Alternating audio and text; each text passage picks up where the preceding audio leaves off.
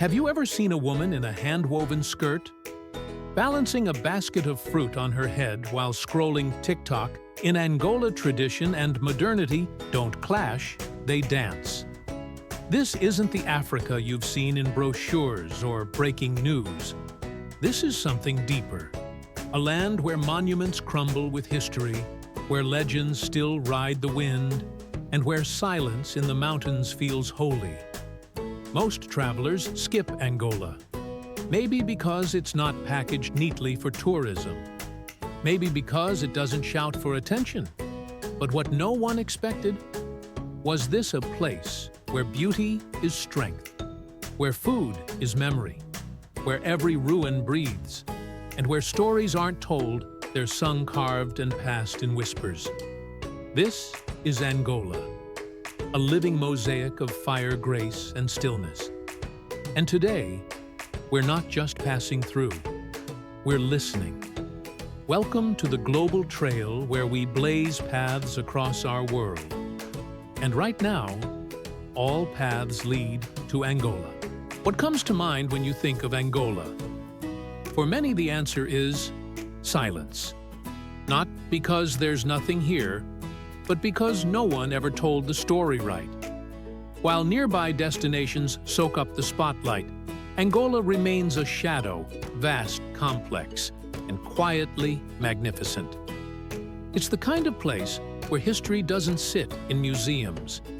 It breathes from the stones under your feet, where elders still tell legends beneath baobab trees, and where youth remix tradition into beats that echo through city streets. It's not always easy to define Angola, and maybe that's the point. Because Angola doesn't offer cliches. It offers contrasts. A woman in tribal cloth laughing over WhatsApp. A crumbling fortress beside a thriving music festival. A dish passed down for centuries plated next to a neon-lit billboard. And if you think you know what beauty looks like, or what power sounds like, Angola asks you to look again. So this isn't just a travel documentary. It's an invitation to feel something different, to listen longer, to see what the world overlooks and fall in love with it. Because the most underrated country in Central Africa might just be its most unforgettable. The women of Angola, strength in beauty. What if elegance wasn't just seen, but felt in Angola? Beauty isn't about symmetry or style. It's about presence. Walk through a village market at sunrise or a city plaza at dusk, and you'll see it, women moving like poetry through the world. Bold fabrics wrapped in centuries of meaning. Necklaces that shimmer with heritage. Eyes that greet you like a familiar story. But beneath that surface, there is steel. Angolan women are more than faces of a culture. They are its foundation. They raise children, manage homes, drive businesses, run community events, and protect traditions. Their grace is not weakness, it's wisdom learned over generations. Take the Semba dance, for example. To an outsider, it's lively, flirtatious, celebratory. But ask a local woman, and she'll tell you it's also a story of resilience, of expressing identity when words weren't safe, of moving freely when politics tried to cage the body. Even the way they dress tells a tale. Traditional wraps called pano aren't just fashion, they're maps. Patterns trace lineage, colors reflect mood, occasion, or clan. One woman might wear deep red to honor her grandmother. Another might choose indigo to show pride in her tribe. There's no accident in this elegance. And yet they're not frozen in the past.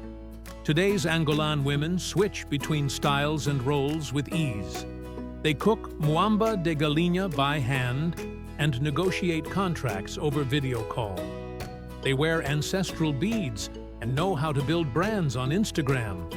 Their power lies in the way they merge worlds. Because in Angola, femininity doesn't ask for permission. It commands respect with a smile. A culinary journey, flavor with soul. What if a single bite could take you 500 years back? In Angola, food isn't just nourishment, it's memory. Every dish tells a story passed from grandmother to granddaughter, from fisherman to market stall, from village fire to city feast. And it all starts with scent. Step into a modest eatery in Luanda, and your senses are ambushed palm oil thick in the air, garlic simmering the slow, hypnotic rhythm of stew bubbling on charcoal flames. This isn't fast food, it's slow heritage. The heart of Angolan cuisine beats strongest in muamba de galinha, a rich, comforting chicken stew, simmered in red palm oil with okra spices. And love, it's a dish that doesn't shout. It sings in layers, in patience, in pride. Beside it, funga, a smooth cornmeal dough neutral in taste, but made to carry flavor. You don't eat it. You scoop with it, shape it in your fingers, dip it deep into memory. But the real magic, it's not on the plate. It's around the table. Meals in Angola are communal, slow, full of talk and teasing. Everyone shares from the same bowl, passing sauces, breaking bread, swapping stories. A lunch becomes an oral history. A dinner, a bonding ritual. What's more, these ingredients don't come from factories. They come from family gardens, local rivers, roadside stalls. Each tomato, each spice has a face behind it. A farmer, a mother, a legacy. And that's the twist. Because in Angola, cooking isn't a task, it's testimony to where they've come from, to what they've survived, to what they still believe in. And in every bite, you taste more than flavor. You taste belonging. Where stone meets sky, Angola's monuments and natural majesty. What if history wasn't buried, but stood tall against the horizon? In Angola, time doesn't fade into ruins, it rises. From the remnants of ancient fortresses to the raw pulse of untamed landscapes, every corner of this country feels like a page in a living manuscript. Take the Fortaleza de São Miguel, perched above Luanda. Built in 1576, its thick stone walls once echoed with colonial commands. Today, they whisper stories of resistance, survival, and rebirth. You don't just walk through history here, you feel its weight in the stone beneath your feet. But Angola's monuments don't stand alone. They rest inside a natural stage so vast, so cinematic, that you forget which is older, the fortress or the mountain it clings to. Venture into the Tundavala Gap, where cliffs plunge nearly 1,000 meters into mist and silence. The wind sings here sometimes like memory, sometimes like warning. And as you stare out into the great drop, it's hard to tell where earth ends and awe begins. Or visit Calandala Falls, one of Africa's largest waterfalls. Thundering down into a lush green basin, it's not just a sight, it's a ceremony. Local legends say the spirits of ancestors live in the roar of that water, blessing those who come with open hearts. That's the beauty of Angola's geography. It doesn't separate man-made and natural wonders. It stitches them together. Fortresses sit beside forests. Cathedrals rise over valleys. Trails snake from colonial roads into wild, untouched jungles. Everything is part of the same story. And in this story, you don't just observe beauty. You walk through it. You breathe it. You become part of it. Whispering Shadows. Angola's myths and mystical places. What if the wind could speak and it remembered your name? In Angola, mystery isn't tucked away in museum labels or footnotes.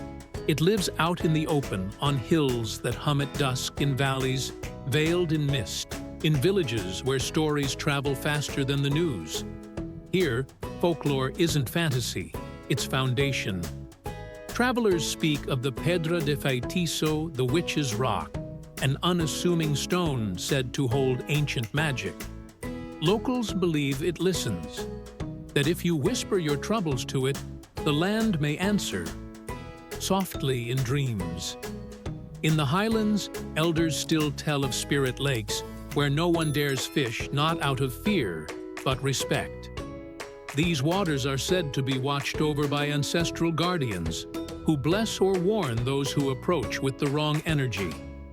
And deep in the forests of Malanje, there are caves marked with handprints, some so high no human could have reached them.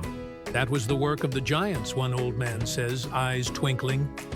They walked with us long ago before we forgot how to listen to the earth. You might smile, you might question, but you'll feel something shift. Because in Angola, legend isn't a bedtime story, it's geography. It shapes behavior, ritual, even roots. Some paths are never walked alone. Some trees are never touched. Not because of fear, but reverence, as if the land itself carries memory, and we're just guests passing through its sacred archive. This is what makes Angola different. You come expecting photos. You leave carrying echoes. And somewhere between the silence of an ancient shrine and the rustle of leaves that seem to whisper secrets, you realize this country doesn't just ask you to look, it asks you to believe. Secrets in stone. The truth beneath. Angola's landmarks. What if every famous landmark was hiding a second story? To the untrained eye, Angola's monuments are impressive. Grand walls, elegant churches, colonial towers.